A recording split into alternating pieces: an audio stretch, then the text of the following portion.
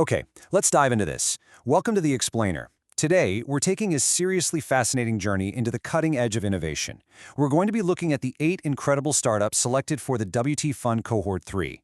But we aren't just going to look at their pitch decks or, their tech stacks. We're actually going to deconstruct the psychology of the founders behind them. Plus, we're going to break down the absolute essential survival skills, things like high-stakes storytelling and negotiation that basically dictate whether these companies are going to thrive or totally flame out. So I've got a question for you. What do a cancer-detecting nanotech company and an AI earbud company actually have in common? I mean, on the surface, absolutely nothing, right? Their markets are completely different, their tech is different, their customers are worlds apart. But as you're going to see throughout this explainer, the underlying founder mindset required to build both of these from scratch, it's exactly the same. Let's move to the what and see how this builds, starting with our first thematic group, the health and medtech innovators. These founders are tackling massive, systemic, physical problems. First up, we've got EncoAlert.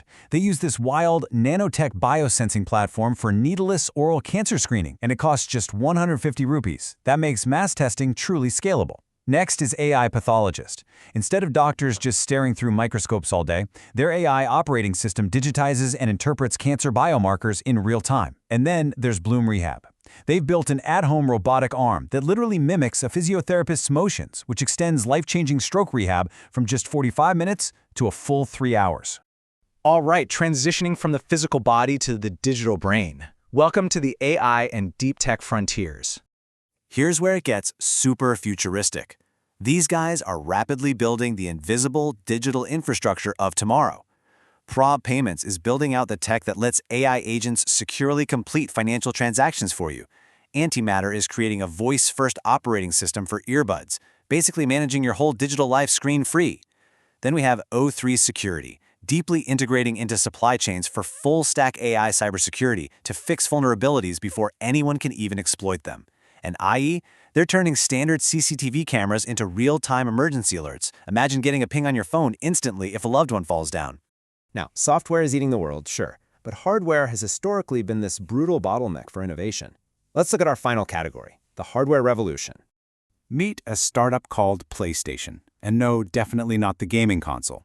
Usually, if you're a developer making a printed circuit board, you design it, send it to a fabricator, and wait maybe 1 or 2 months just to test it out. If there's a single error, you start the whole shebang over again.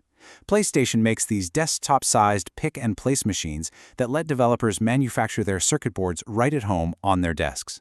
It fundamentally accelerates hardware iteration time from months down to a single day, a total game changer. So, we've seen the incredible hardware and software these builders are creating, but it begs a massive Socratic question, one that was actually hotly debated during this cohort. Are successful founders born, or are they made? This brings us to a really fascinating discussion on nature versus nurture. Let's use this incredibly vivid analogy shared by one of the founders. If a young child sees you eating an ice cream cone, their natural inherent instinct, their nature, is to just snatch it right out of your hands. We aren't born with an inherent sense of business morality or deep empathy. That is nurture. Society, our parents, our environments, they teach us those rules of engagement. Now what's really interesting about this slide is a powerful insight that actually came out of a solo founder's therapy session. A narcissist can basically be defined by 2 specific traits, a fundamental lack of empathy combined with a lack of genuine curiosity. If you don't actually care about the pain of the people whose problems you're trying to solve, or if you aren't genuinely obsessively curious about how to fix it, you are stepping into a massive psychological trap.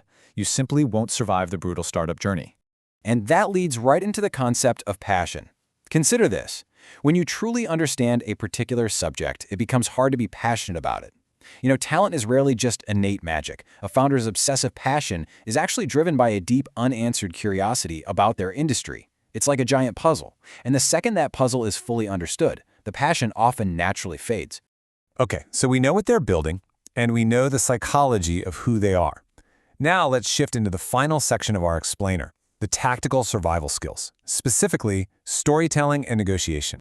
Out in the startup wild, you basically have 2 types of people, missionaries and mercenaries. A mercenary builds a company purely based on market logic. They look at a spreadsheet, see a rising trend, and try to capture value.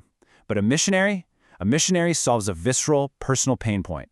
Remember the startup I from earlier? The founders built that AI CCTV tech because one of their grandmothers fell down at home and wasn't discovered for a really long time. Missionaries are vastly more compelling to investors because, honestly, you just cannot argue with that level of authentic conviction. But listen, having conviction isn't enough by itself. You actually have to package it. There's a specific storytelling framework taught to elite politicians and top-tier founders. Your pitch needs a beginning, a middle, a twist, a call to action, and an anti-hero. If you cannot hook an investor or a customer in one incredibly compelling line using these exact elements, all your brilliant tech is just going to languish in obscurity. Your story is your most vital product.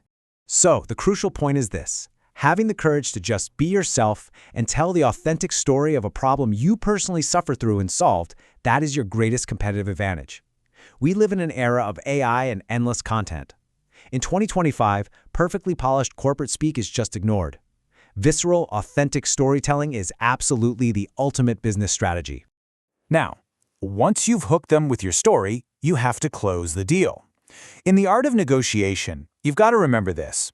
People don't often disagree with ideas, they disagree with people. Securing funding isn't just about showing off your user acquisition cost on some fancy graph. It is fundamentally about human connection and psychological alignment.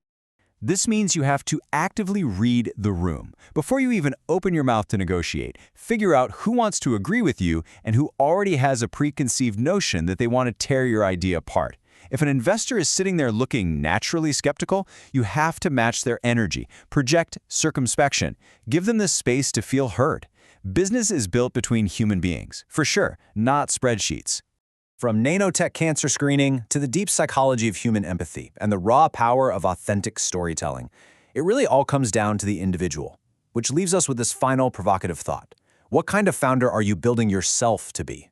Because before you can build the future, you have to build yourself. Thank you so much for diving into this explainer with us, and I really hope this sparks some incredible curiosity for your own journey.